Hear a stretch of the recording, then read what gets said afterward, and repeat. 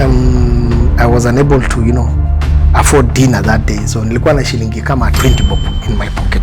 Many people believe Westlands to be a pushy place, and you're saying you are broke. How? I was broke because I've put a lot of money into the business at that time, and that helped us now in reviving a lot of books that we call them that were maybe dead, and we helped a lot of publishers in bringing those books live. So we started giving those African books, Kenyan books, some kind of life through promotion. So yeah, when we started, it was a bit tough. Over 95%, almost close to 98, 99, I think so, were international books. Only 1 or 2% were African books. By the year 2016, end of 2016, we are, I think, 10% African books, 90%. As of today, we are 60% African books, 40% international books. The biasness we have against books. 100%. They see it as a show off. Even nowadays, if you carry a book in public area, huyu jamaa anajifanya, huyu jamaa amekuja kufanya nini? Kwani anasoma kitabu kwa beach? Si enjoy maji. Si came here to enjoy Mombasa bana. Umetoka bara. Why is he doing this? Nowadays you can become an influencer, your own influencer. So any person who's out there who's running business, I will just tell them that be the face of your business.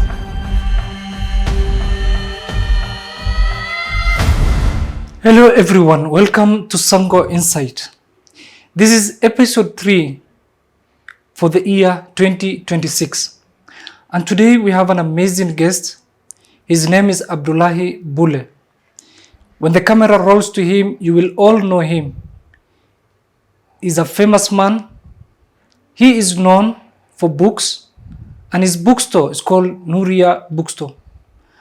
But today we are here to know his journey, his challenges, lessons, and achievement. Welcome, Mr. Abdullahi. Asante, thanks Fatih. How is you? Mzuri sana. We are glad having you. Yes. And majority of the society nowadays are embracing the reading culture, especially our community Somalis. How has this journey been for you when you started this bookstore called Nuria? Thanks for the invite. So we started Nuria in 2015, December. Yes. We are the first online bookshop that started selling books online. Yeah. There were bookshops, but they were not selling online. So we started selling books online for 3.5 years. That's from 2015 till 2018, October, when we opened our first physical shop. So since then, it wasn't an easy journey. Generally, as Kenyans, we are not readers. Yeah.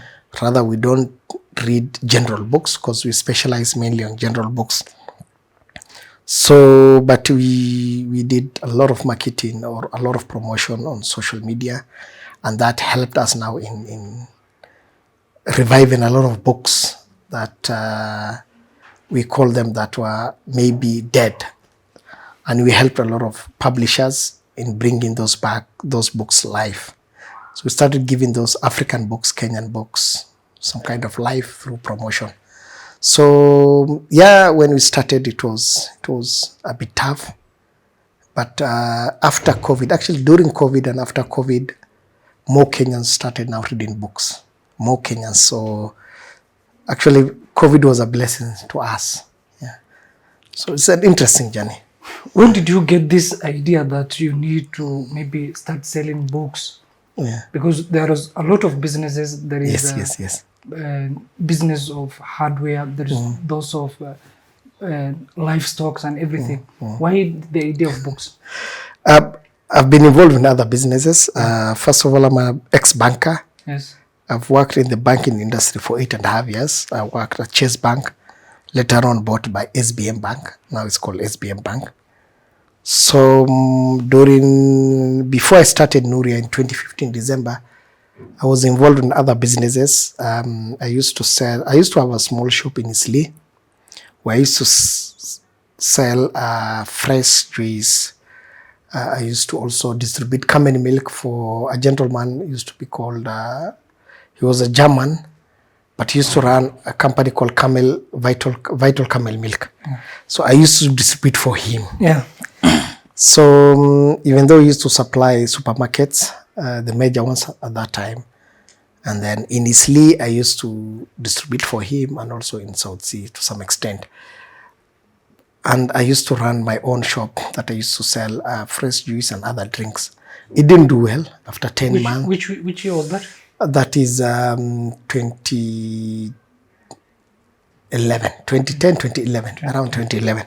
So that's the year I graduated from university, 2010. So 2011, I had a shop. It ran for 10 months, and then I closed it. It couldn't do well.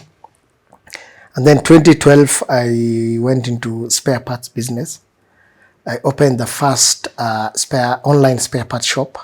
So I started selling spare parts, rims, tires. Online? Yes, online. So you were visionary guy. The online thing, you were thinking about the online thing long time ago. Yes, yeah. So I started selling first on OLX.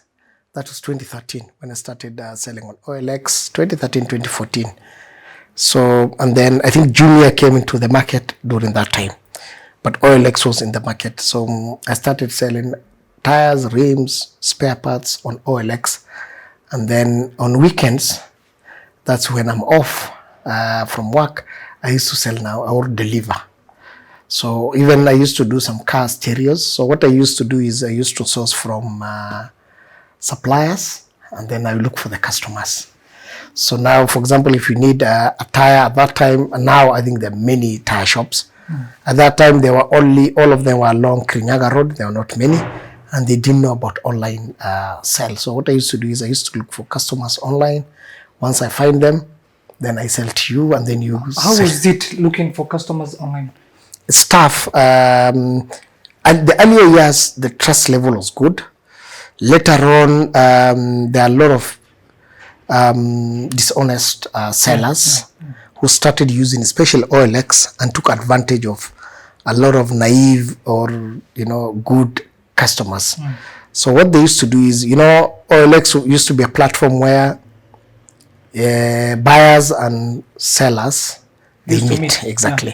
So they don't have any other thing. They just provide a platform. It's like Facebook. They just provide platform. The interaction between the buyer and the seller, they're not into it. So some, actually not most, but some buyers, no sellers, who took advantage of that loophole. So where they used to post a product, actually now it's called Gigi. It used to be called OLX. Gigi bought, to Gigi. Yeah. So what they used to do is, so I post a product, let me say this camera, and I'll say, it's just a picture, just say, put all the features and everything, and say it goes for 50,000, this is my number, just call me. So once you call me, you're looking for a camera, once you call me and then you say that I want this camera, I have it, you just tell me, pay me first, and then I'll deliver it. So what they used to do is, once you pay me, I'll just withdraw the money, throw away the what is it called, the line, and then disappear. So it created a lot of fraud.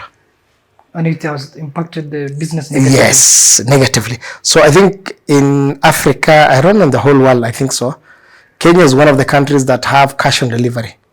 In the US and I think in most European countries, there's nothing called cash on delivery. You pay first for products and then they deliver. Even Amazon, if you buy something, or OLX, they don't have something called cash on delivery. They pay first. That's why in Kenya now, most of the time, especially in Nairobi, you cannot force someone to pay first. You can, but not, especially for small businesses.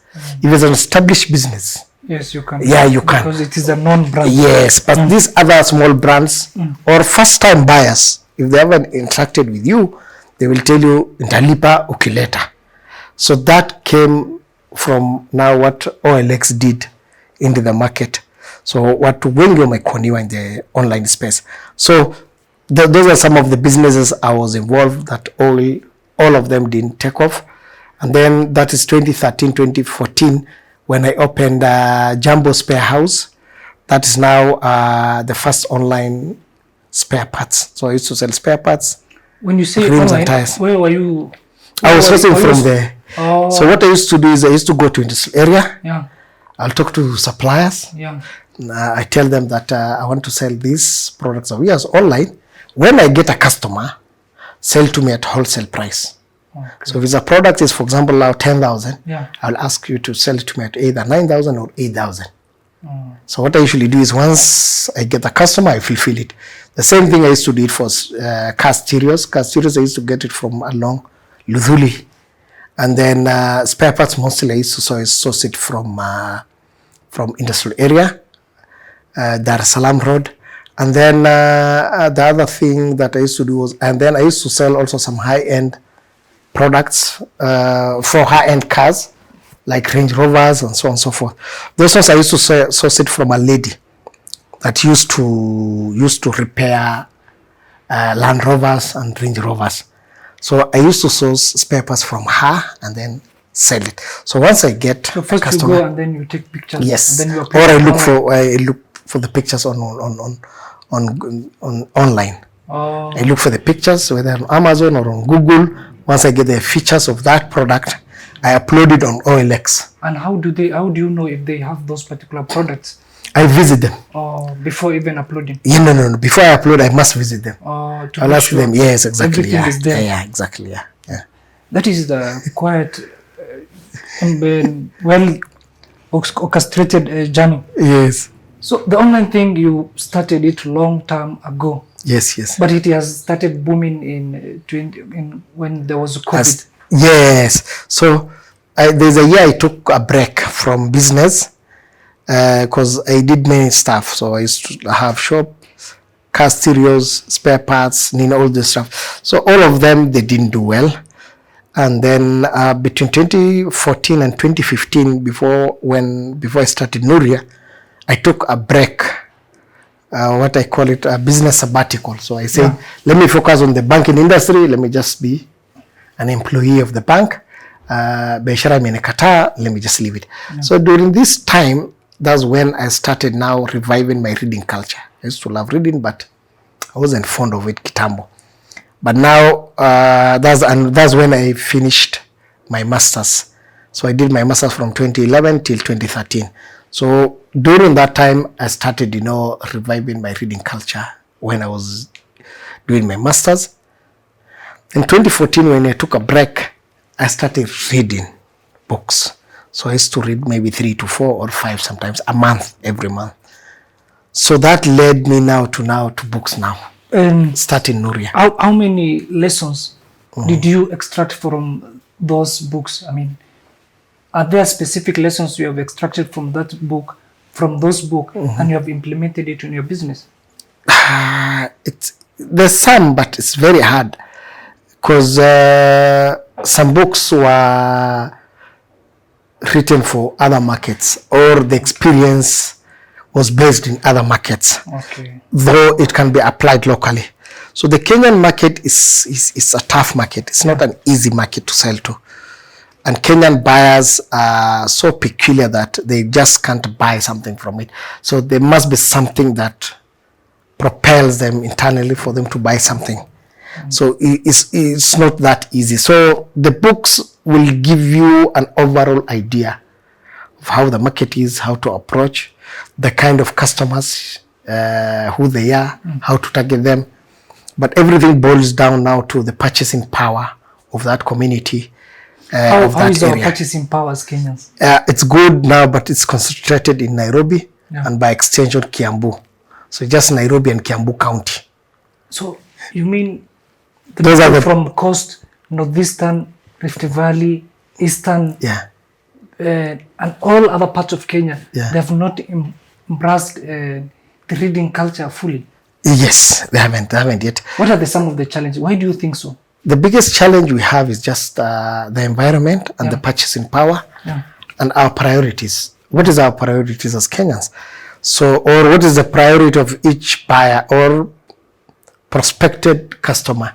Most of them, the priorities is food, shelter, clothes, and other things. Maybe, but not a book. A book is, I categorize it as a luxury. It's not a luxury per se, but it's not a necessity, special to us.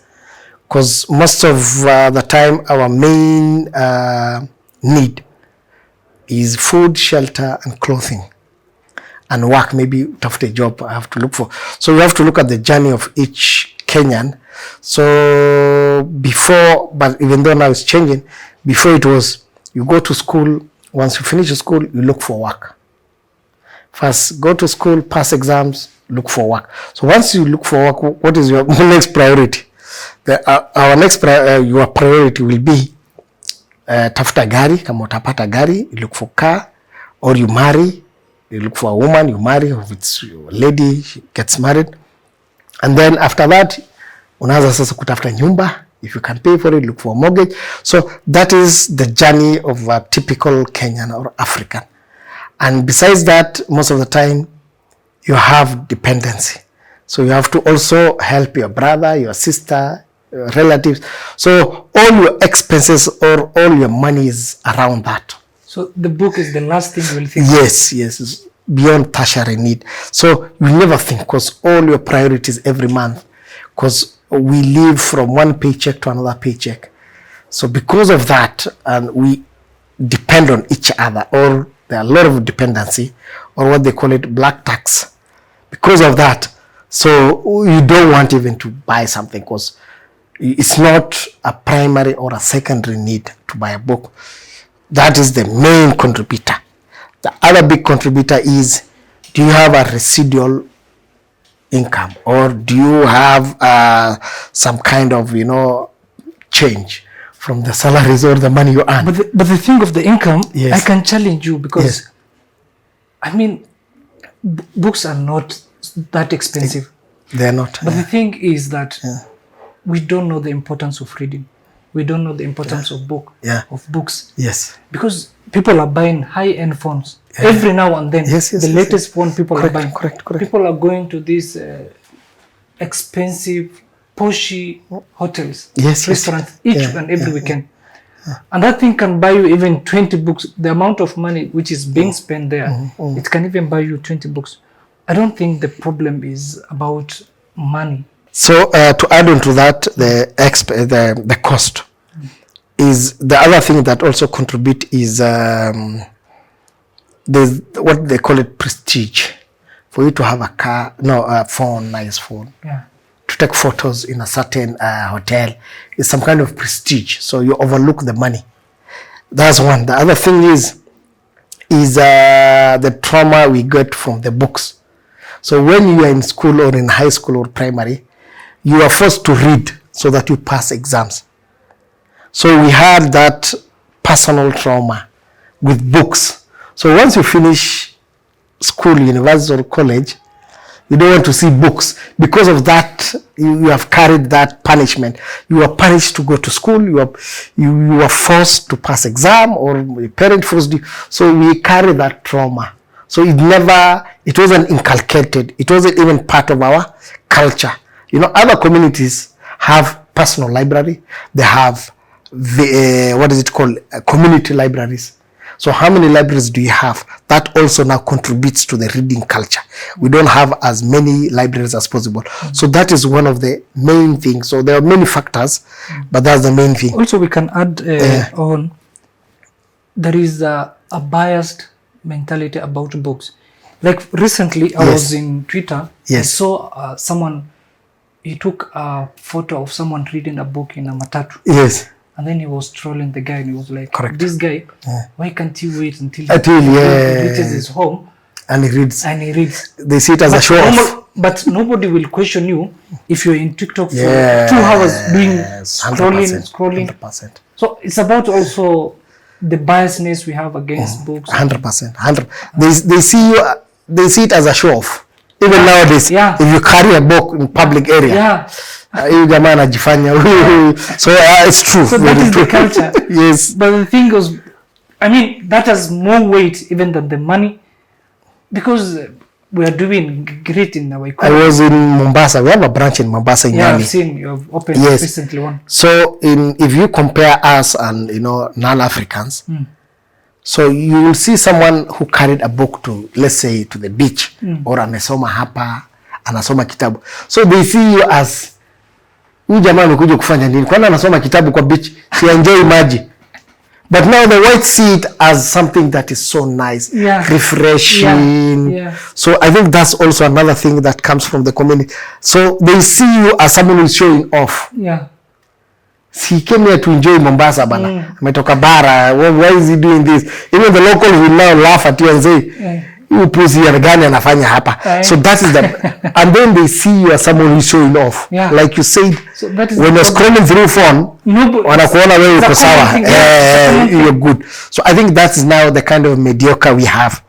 So, and for the name, first Nuria, I wanted to call it Jua, to know, J-U-A, which also doubles up as the sun, J-U-A. So I gave it to a graphic designer. Nowadays, you know, everything you can buy it. Zamani haiko hivyo.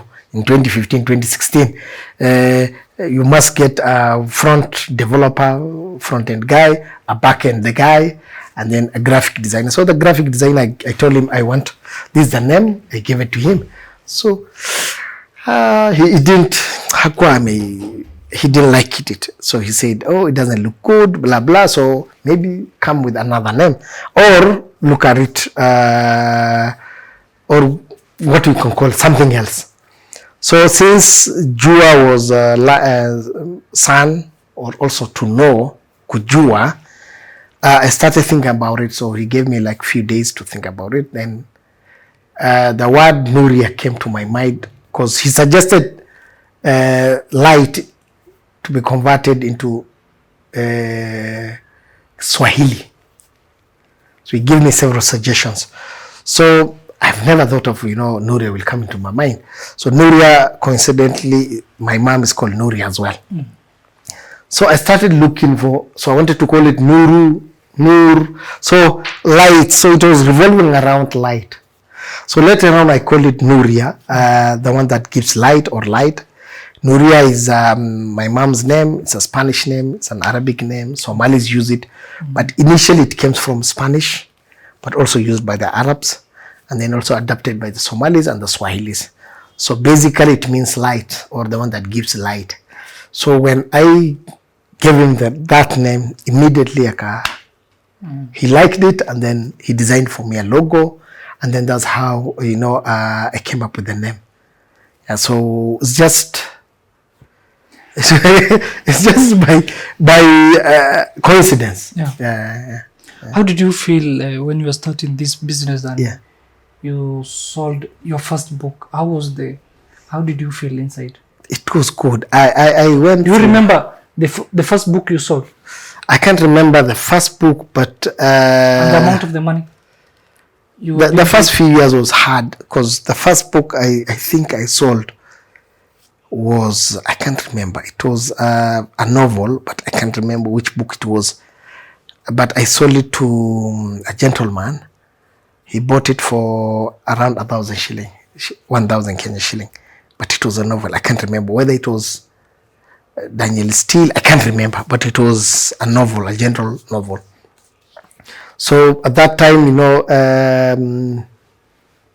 when the website was up, I put my number and another number of my first employer. The first I employed one gentleman, fresh from university, so alikuwa natafuta job, hakuwa amepata job at that time.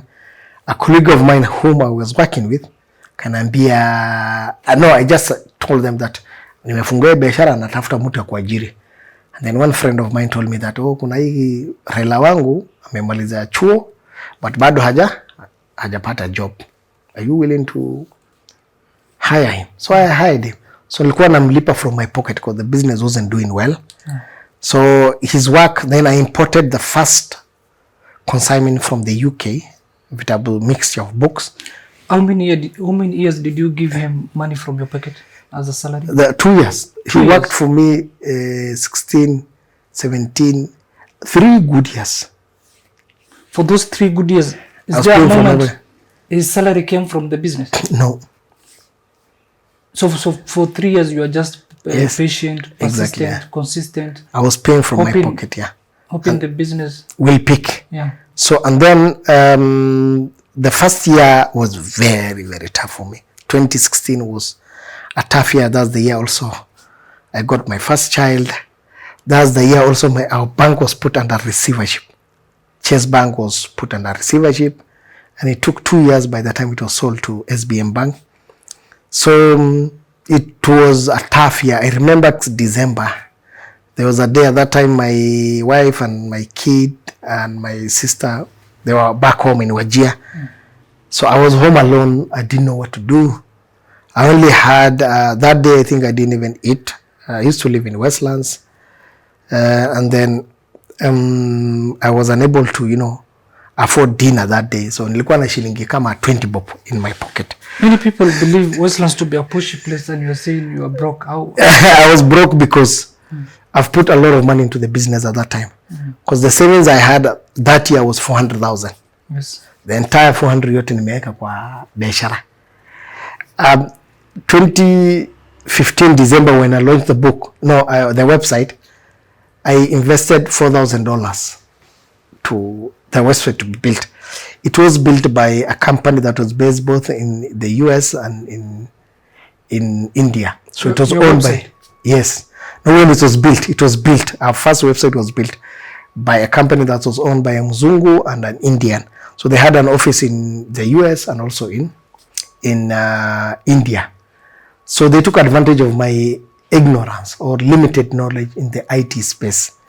So it was built on software called Magento.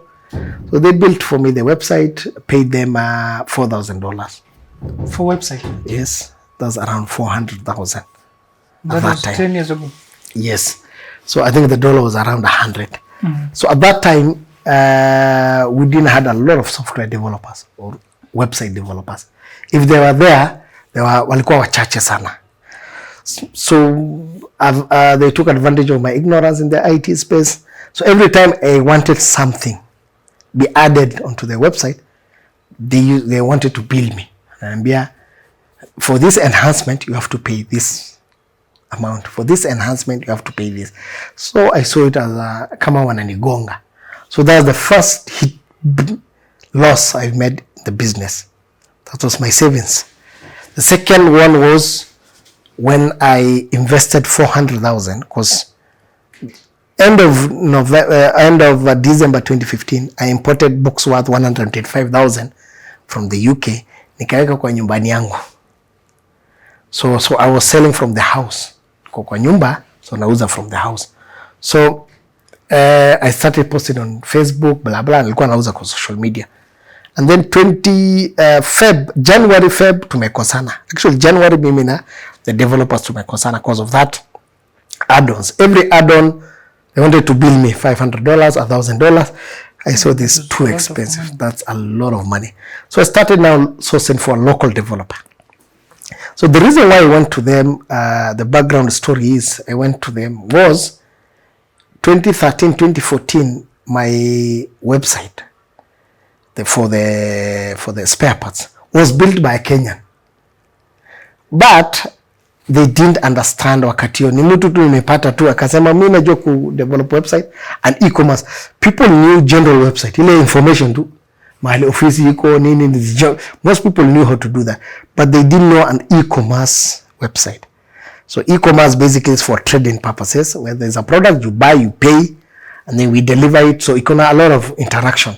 But the normal website iko na phone number na email and few pictures of you. It's a static. Hakuna kitu ingine. It's not interactive as e-commerce. So he told me najua nini. So the reason why I went to those foreigners was my early years nikikiwa kwa biashara spare parts. There's a Kenyan who developed for me a website, but amenidanganya. He told me najua nini. So the website was unable, the e-commerce couldn't move. It was static too. Tumeweka pictures na nini, someone cannot order it, some in a hang, iko na shida. So another time we didn't had a lot of web developers. Hatukuwa na hosting companies mingi, web hosting companies. They were there, but there were not many. So kulikuwa na a lot of teething problems in those years. So that led now. What about now in terms of, do you have enough developers? Oh, sahi, yeah. Everything is so easy, cheap, and affordable. Because I believe Kenya is a tech hub. recently, I think in 2024 or 2025, there was studies that was showing that we were the highest users of ChatGPT. So Very true. on all those platforms in Africa, I think we are the highest users. Yeah. I It think- is. And also nowadays, because of the AI and other technologies, you can develop any e-commerce platform. And then there are many plugins.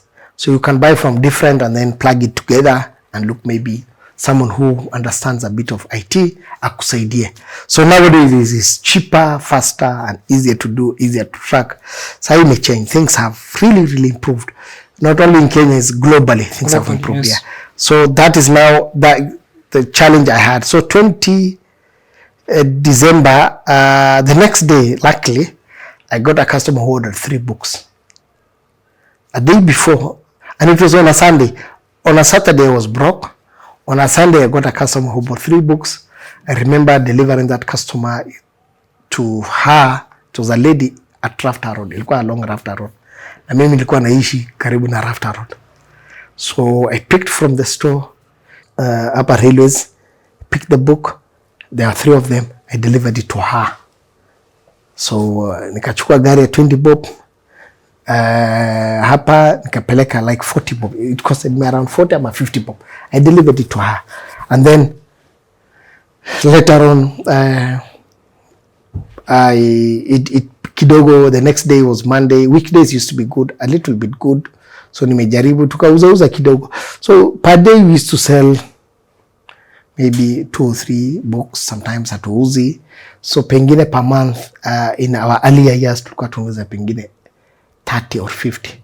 Now per month we sell 3, 4, 5,000 copies every month. So sometimes we sell even 5,000 in a month. So before ilikuwanga challenge, even selling 100 copies every month. So it was, the earlier years was very tough and hard, and the factors were many. Nowadays, you can easily create content and post on social media. I don't think so kama TikTok ilikuwa those earlier years. Juzi zile. 2018, Yeah. So TikTok wasn't there at that time.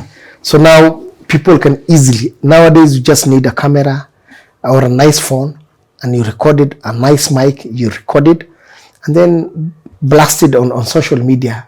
So it needs more of your effort. So you get instant buyers. Yes. Nowadays is you have to create content that relates with people and then promote it. So I think the market is becoming more of your hard work, how you create content, and how consistent you are, and your effort. Si kama zamani ambaye you have to go through channels, you have to go through an influencer, you have to grow. Nowadays you can become an influencer, your own influencer. Yeah. So any person who's out there who's running business, I will just tell them that be the face of your business.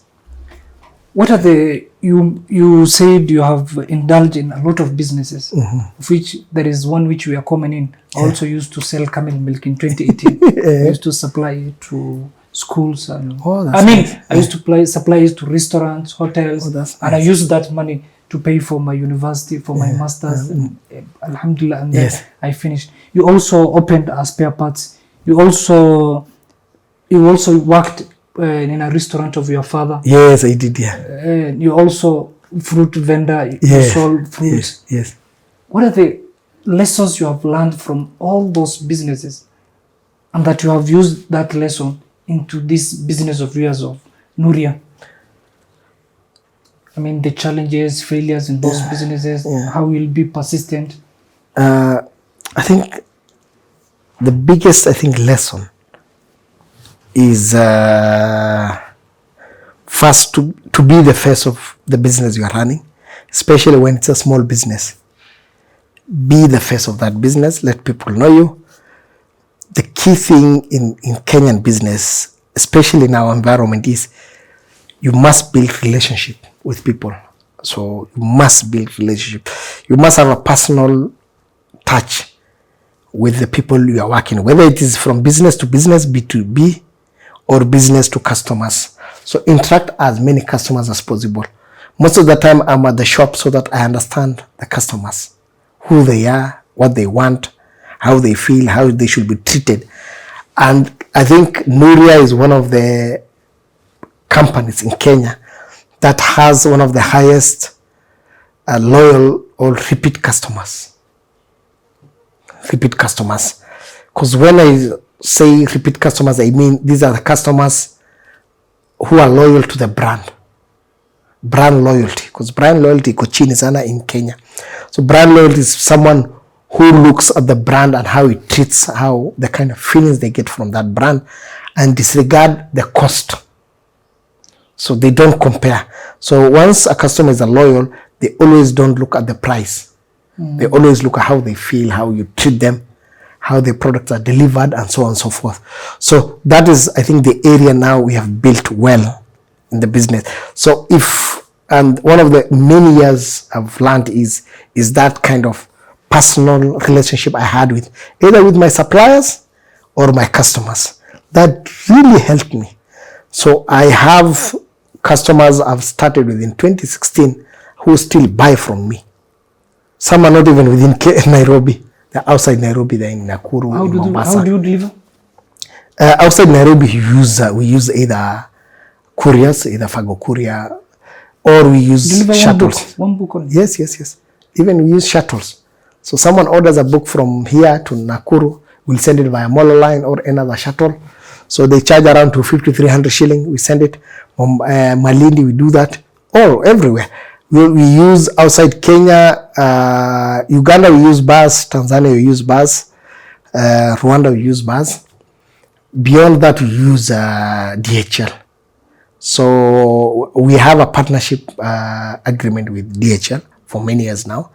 We have an account with theirs, and our rates are fair. The rates to us, as it's B2B, business to business, and I deliver to customers within and outside Africa.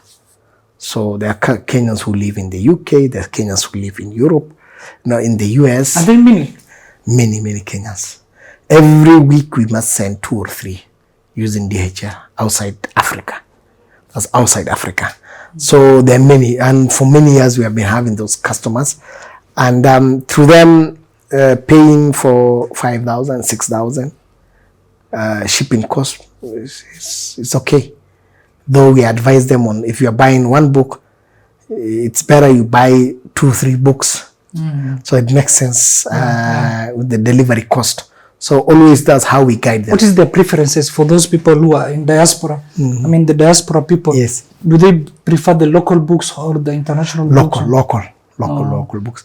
The books they buy from us are the books they can't find either in Europe or in the US. So those are the local books and those are the books that we are promoting. Because when we started Nuria, over 95%, almost close to 98, 99, I think so, were international books. Only 1 or 2% were African books.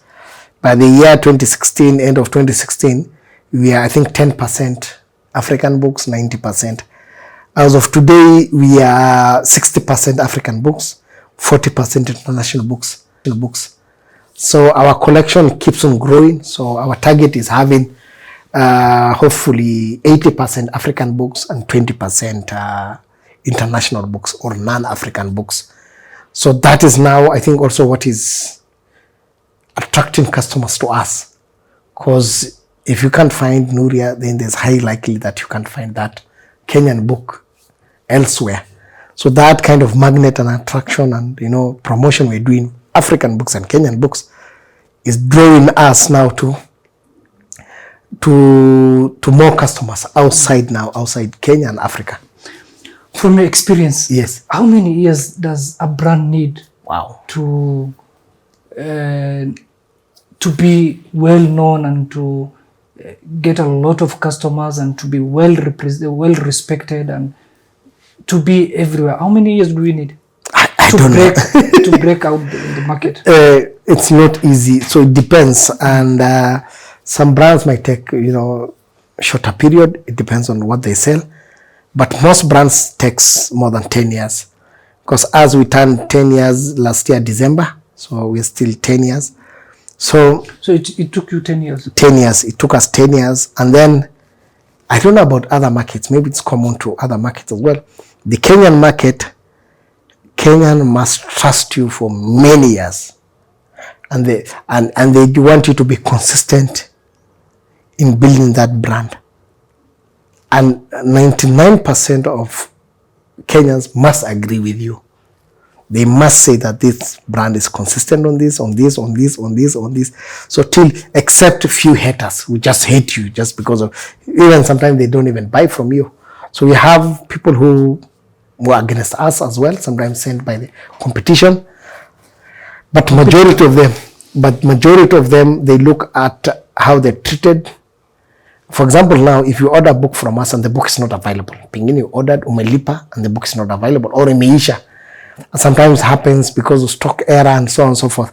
So what we do is we call you and then we refund you. Within same day, we do same day refund. So if you don't have the books, don't you have partnership with other books? We'll ask them if they don't have it. For example, now you have ordered a book, I couldn't find in other bookshop, it's not available, maybe in Kenya. We'll ask for if you want something that's closer to that, if you want to replace it. If you say no, there's some who want that particular book. Wakikosa wanakwambia refund me. So we do same day refund. And instantly? Yes. Same day. You have paid for those books today. You didn't get them. We'll call you. We'll tell you that this book is not available. What do you suggest we do? If you say, or you wait tutaleta, akisema, I can't wait, we refund. That now built our brand name as well. And that also forced our competition to mimic us. How? Mimicking, I mean, they also refund customers on real time. Oh. So that's now advantage to the market. So you have instilled good behaviors. Yes, in the market. Most Kenyan authors were never respected. Now Kenyan authors are respected. So we have uplifted their name to mebeba wa juu. So now a Kenyan author can, sell its products or books online by himself, or go to any bookshop that he wants. He can approach. So, and if they say no, you can come to us, and then we uplift you. Almost all authors, most authors start with Nuria first, and then they go to other bookshops. So we became like a benchmark for other bookshops. These are bookshops that are maybe 60, 70, 50, 30 years old, most of them. So some bookshops that are 70 years old, 60 years, some 40 years, some 30.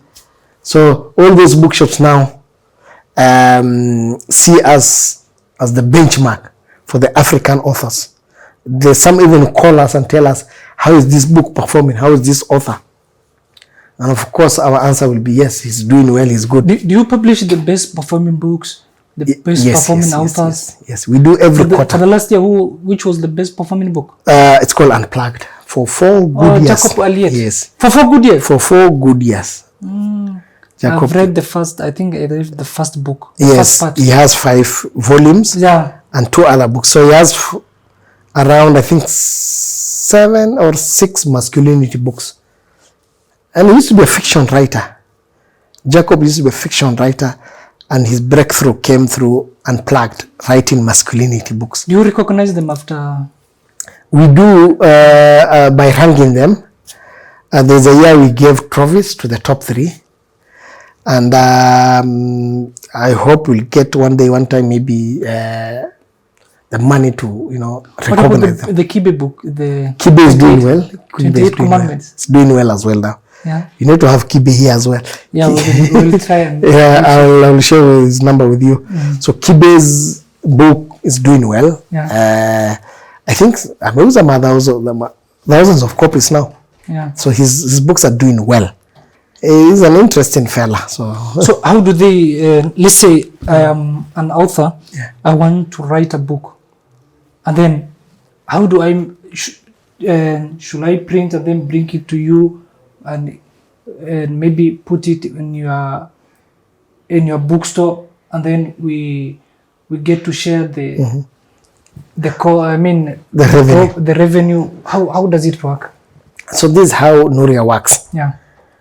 First of all, if you are a first-time author, hujui kitu yote, but you have an idea or you have a manuscript, kuna kitu umeandika, we will guide you.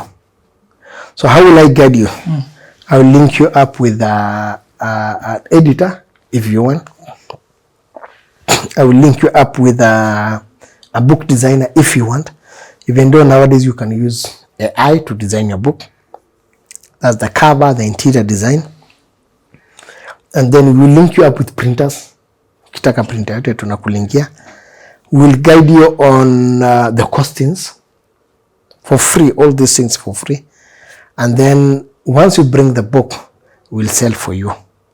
So selling means here we will bring physical copies. How many? You can start with 5, depending on how the book will perform. There are some others I stock their books 100 copies because they perform well. Kibe's book we stock 100. Jacob Elliott's books, hundreds of copies.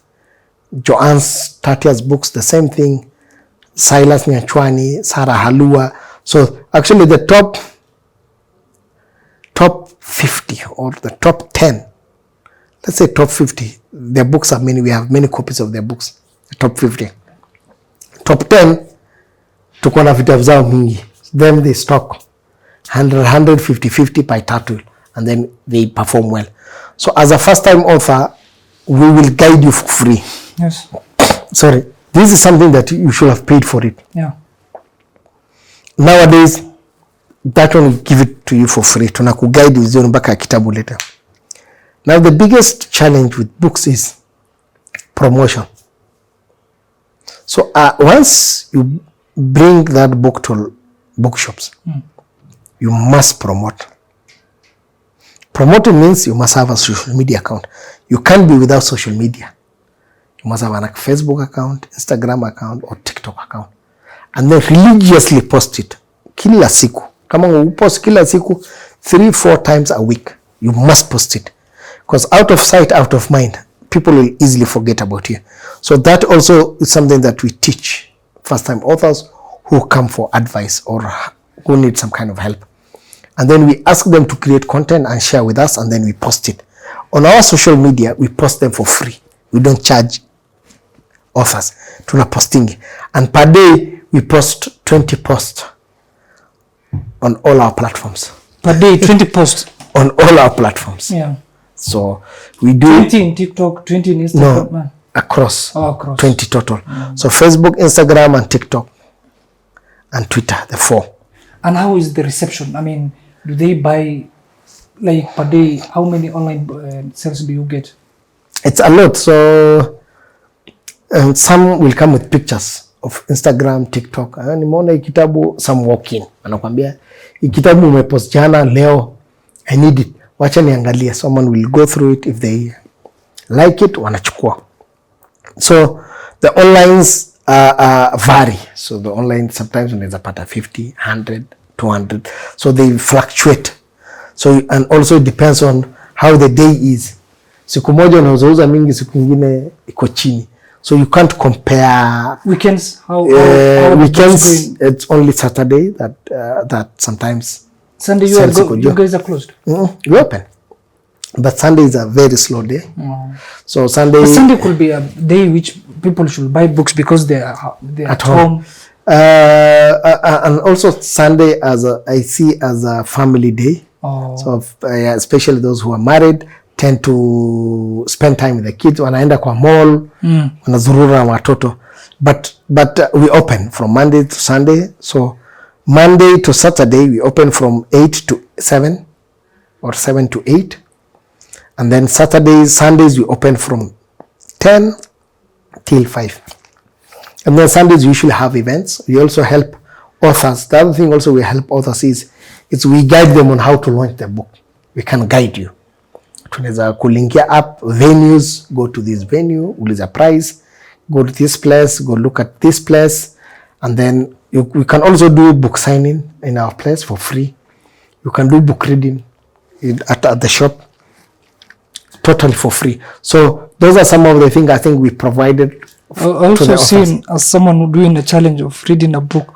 Was it for 24 hours? Yes, 73 hours. Did he do? Yes. I mean, did he accomplish? Yes, she did it at the shop. So he was sleeping at the shop and staying at the shop. So he was having 2 hours break per day. Yeah. That's plus his resting time, which is sleeping. Yeah. So he did it for 73 hours. He read 17 books. So that is around 6 books per day. Amesoma vitabu 6 kwa siku. So we provided him the space where he can rest. There was a videographer who was recording as well. Yeah. I mean, I was reading, I was researching about you. In one of the interviews, you said you always wanted a soft life. That's why you wanted to work in the NGO. Now, since you earn good amount of money and Yes. your business is booming, Yes. are you giving yourself a soft life, or you are in the business 24 hours, attending to clients, doing a lot of work, having a restless weekend? How is your days? Staff, because when I was at the bank, before I actually got married, I think I was living a good life. So I lived in Eastleigh for many years, then moved to Westlands.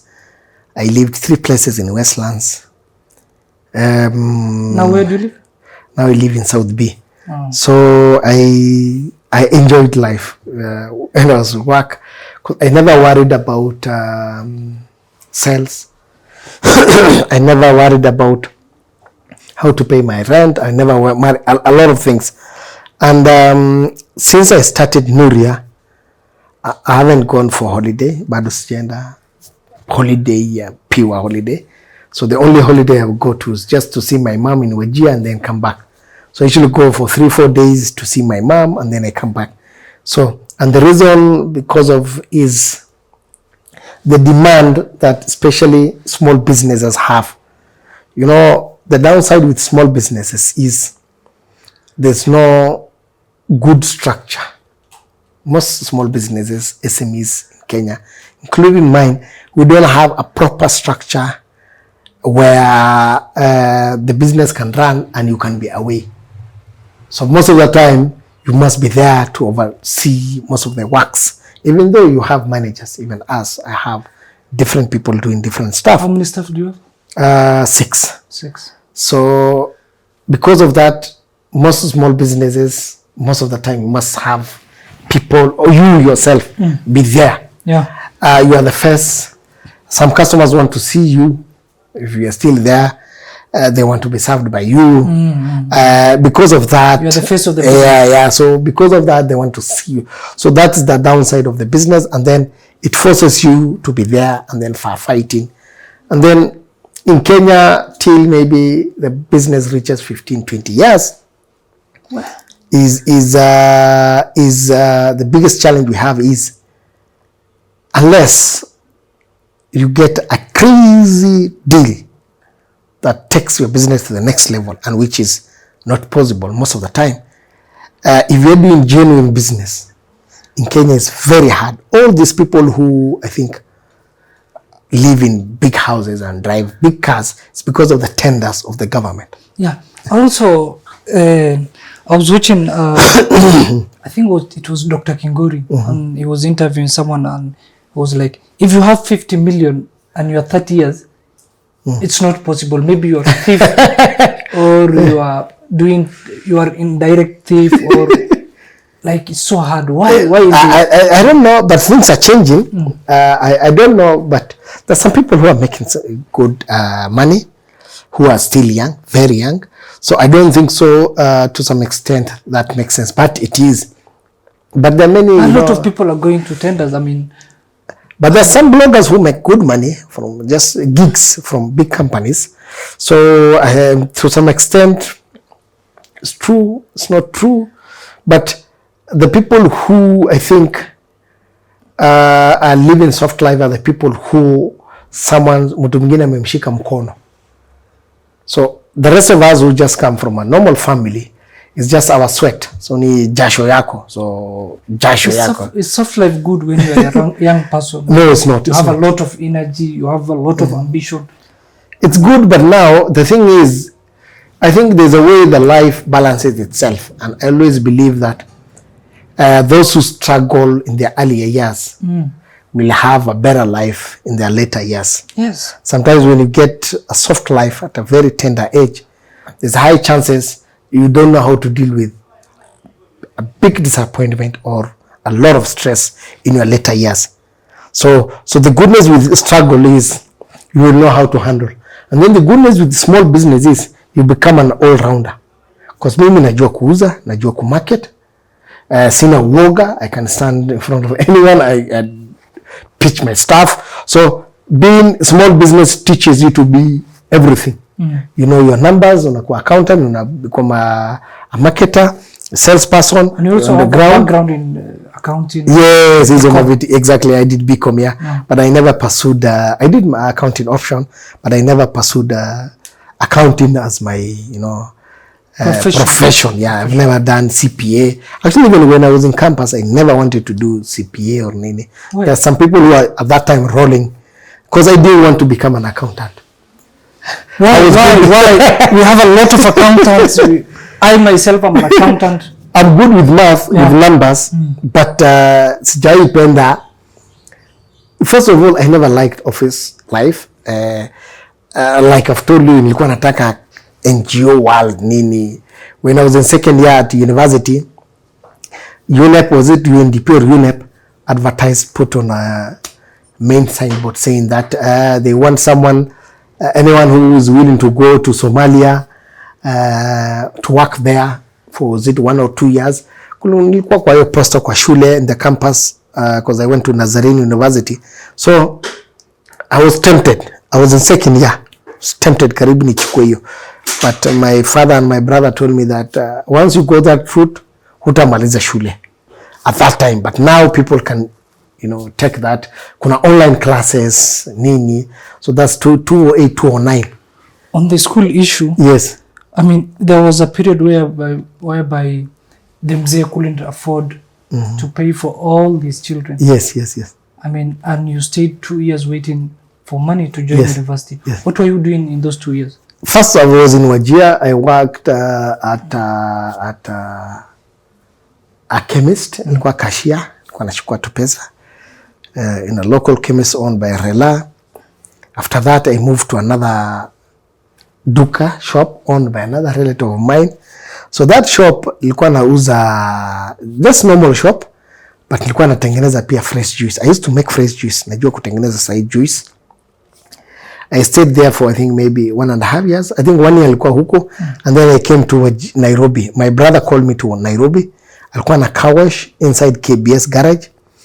So I started working in the garage a year before I joined the campus.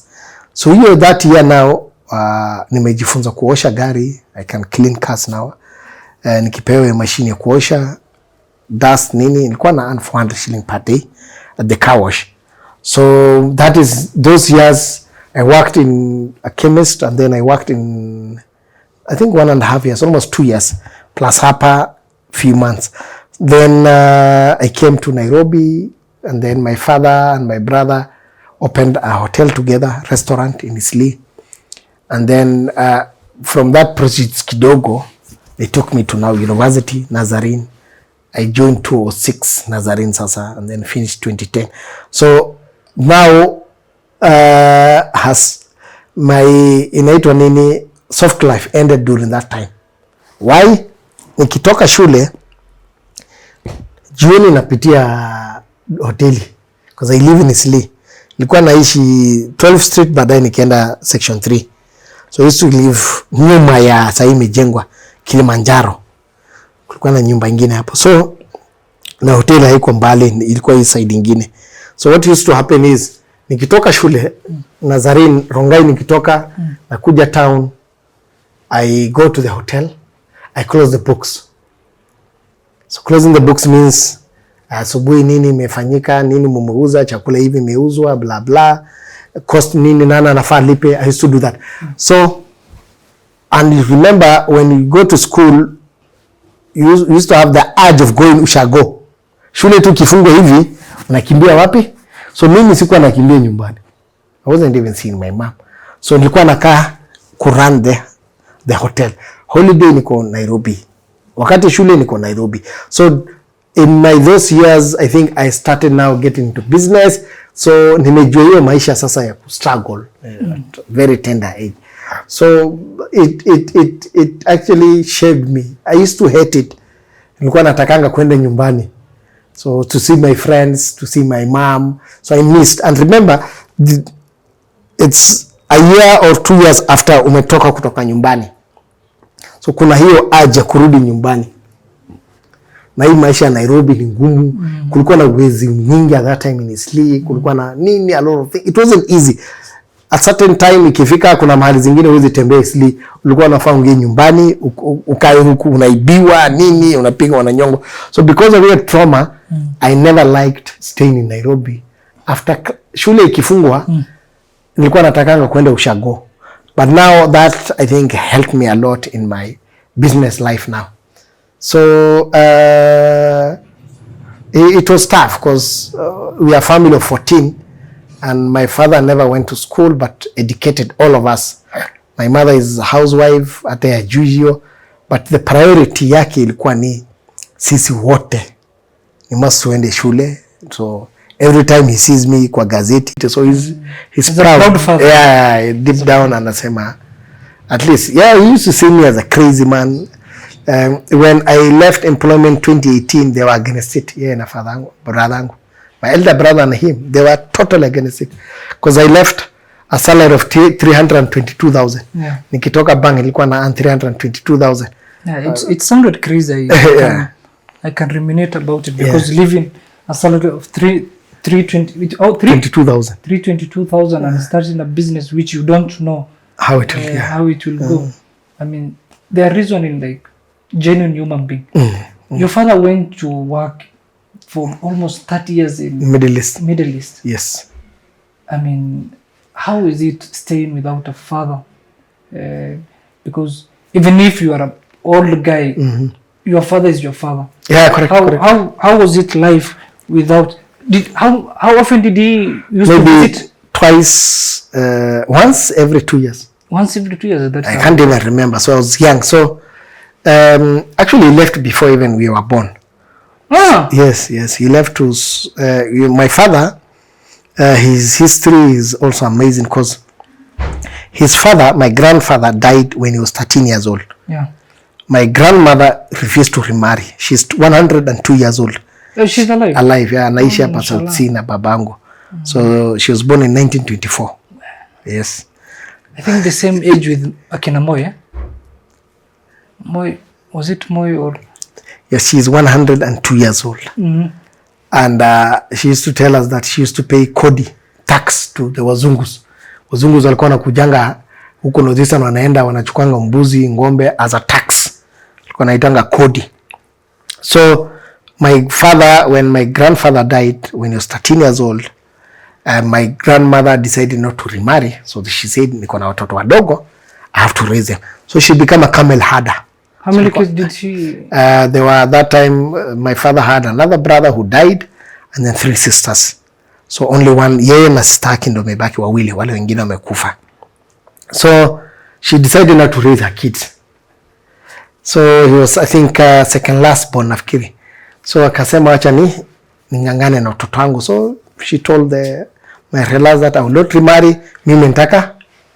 So kama mtanisaidia mnisaidie, kama si hivyo hizo ngamia mbili niko nazo 3 sorry nitalisha na watoto. She started moving with kids from Wajir North to Wajir South, from Wajir East and West. So all those areas ndio alikuwa na before she settled in Habaswein in Wajir South. So akizunguka tu na watoto wake na nini everything. So my father now became a houseboy at a camp, AP camp in Wajir. Ameanza kufanya huku kazi kama kusaidia tu kuosha nguo za maskari nini. So kulikuwa na recruitment one of those days. For many years he worked there, and then one of those days they saw huyu kijana amenona kwa sawa nini. Wakati huo they never needed papers. Ulikuwa unashikwa unaandikwa kazi. So ameandikwa hivi kazi na AP. Become an administration police officer. Yes, hivyo tu, nothing papers nini, jamaa kwa na afya tu akaweka.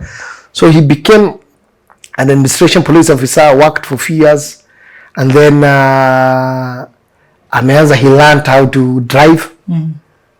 Akaanza kuwa driver. He became a driver DO and then DC. And then Wajir used to have some Arabs who used to live Waarabu kidogo. who used to live in Wajir. So they told him one time, akamwambia, kuna opportunity Saudi Arabia in Middle East. Ya nini? Ya truck driving. That will pay you 3-4 times for what you're earning now. Since wewe uko na driving license, so preparation meets opportunity. Opportunity meets preparation or what? So he had everything. So they helped him getting a passport, nanini, everything.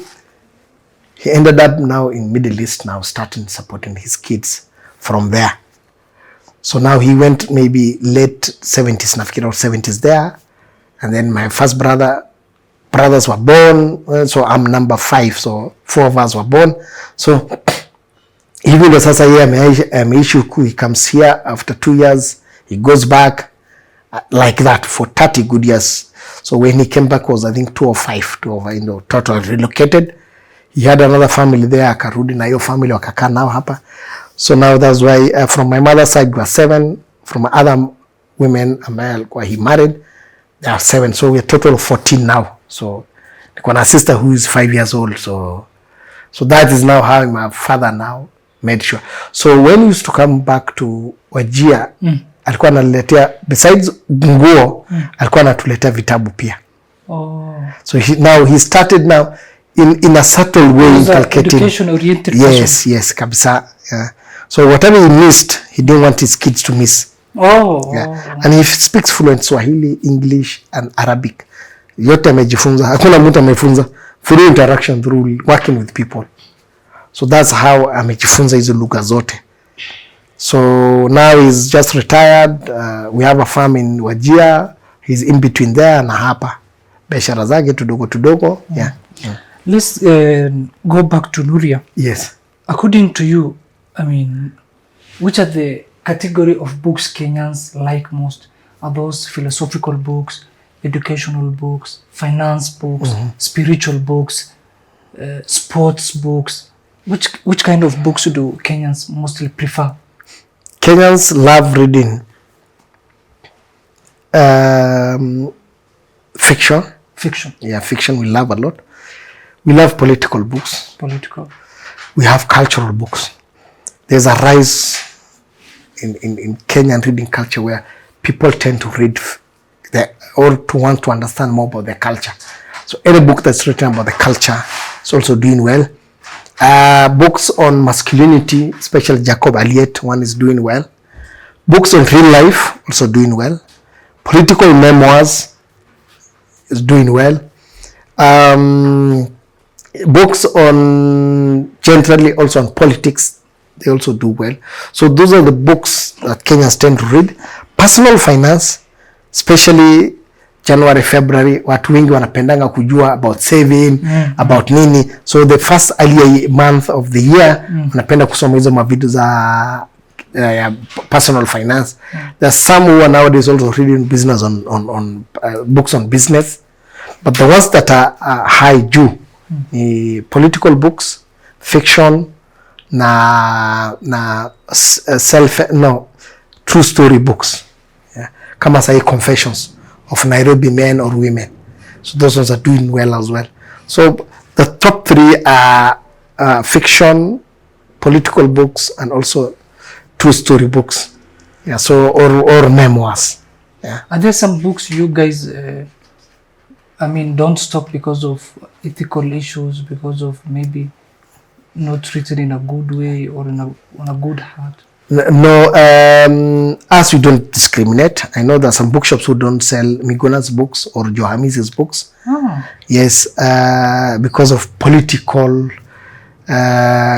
orientation or political alignment, or you don't want to step on the wrong foot, something of the sort.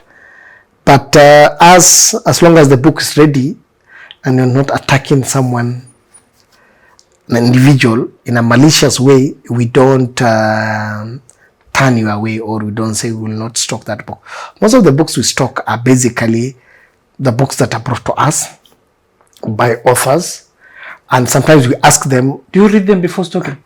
No, it's very hard to read because we have over 50,000 books. So, but I always look at the blurb hapa nyuma naangalianga tunasoma. But sometimes the blurb is so small, and cannot capture everything inside the book. So what you usually do is you just ask them, what is the book all about? And someone will tell you the book is about this, this, this, this. But it's very hard to look at the book. So basically, mostly we don't discriminate in stocking the books, but we'll ask always authors, what is the book all about? But sometimes the title will tell you what is the book about. So hakunanga discrimination on our end. Yeah. As we went up, what is your favorite book? Wow, that's interesting. I don't know. There are many books. You once said only the paranoid survive. Yeah, that's one. Yeah. But also there's Alchemist. Why Nations Fail is another political book that I love.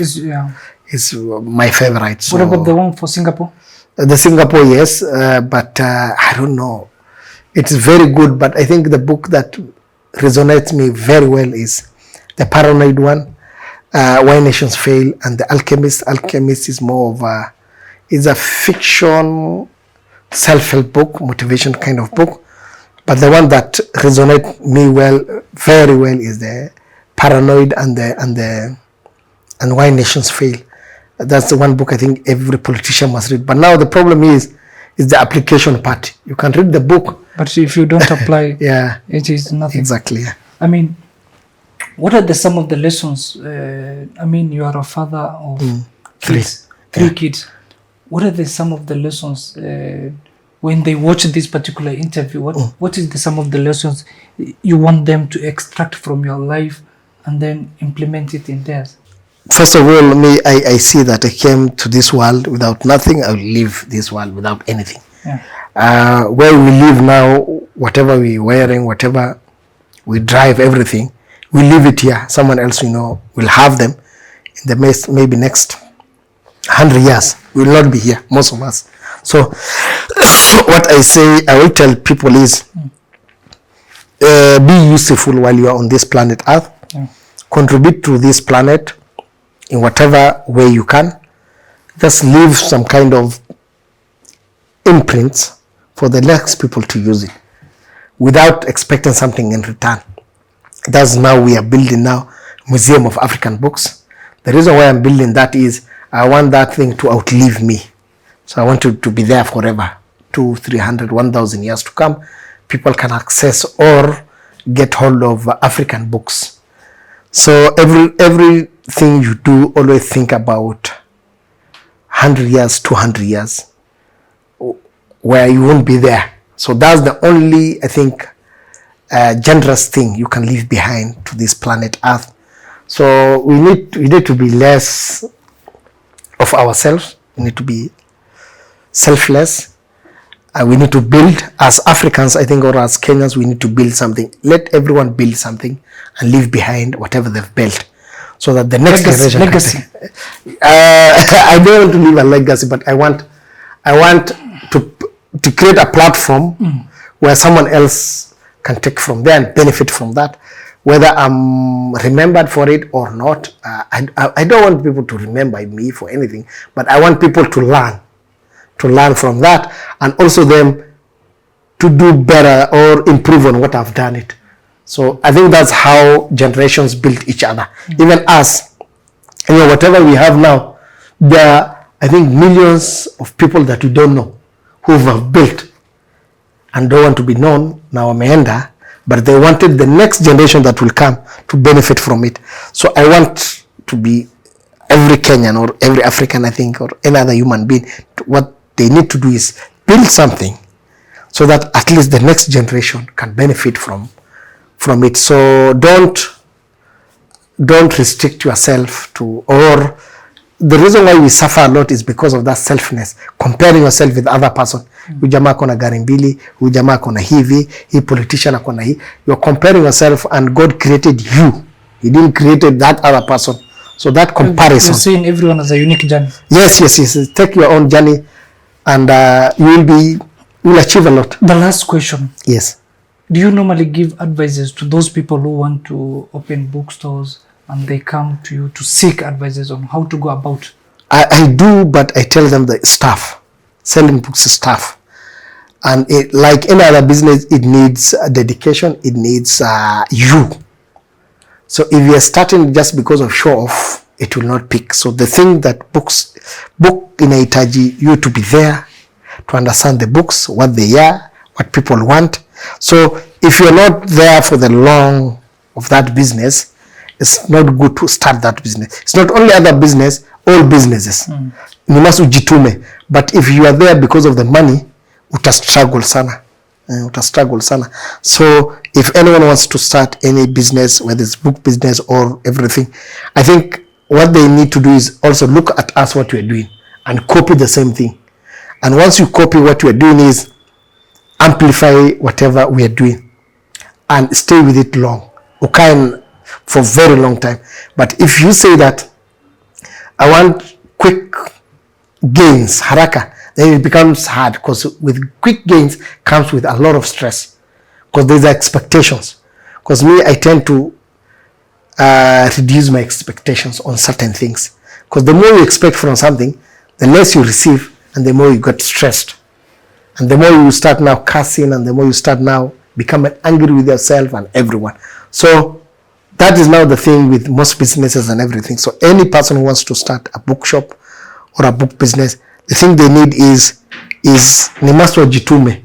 You must be there day and night. Yes. Yeah. Thank you so much, Abdullahi, for your presentation and for your stories and for your journey. I myself have learned a lot about you, and I'm sure our audiences and fans will learn more about you. To be precise, yes, where is your bookshop located, location and everything, and where you are found? Asante sana, and thanks for inviting me. So this is, I think, Sanko Insights. Sanko Insights. Sanko Insights. So this is one podcast you need to listen to. So my name is Abdullahi Bule. I'm the founder of Nuria Bookshop. Nuria Bookshop. We have two branches. One is at the Bazaar Plaza, first floor, shop number 12, along Moi Avenue. The other one is in Nyali, that's Mombasa, along Links Road. And the mall is called, it's a roadside mall, not big. Inaitwa Links Arcade, also first floor as well. So asanteni sana, karibuni. We are on social media platforms, both Instagram, TikTok and Twitter. So on Twitter is at Nuria Store. On Facebook is Nuria Your Store. TikTok is at Nuria Store. And Instagram is Nuria_ the honest store. So always follow us, buy from us, and visit us. Asanteni.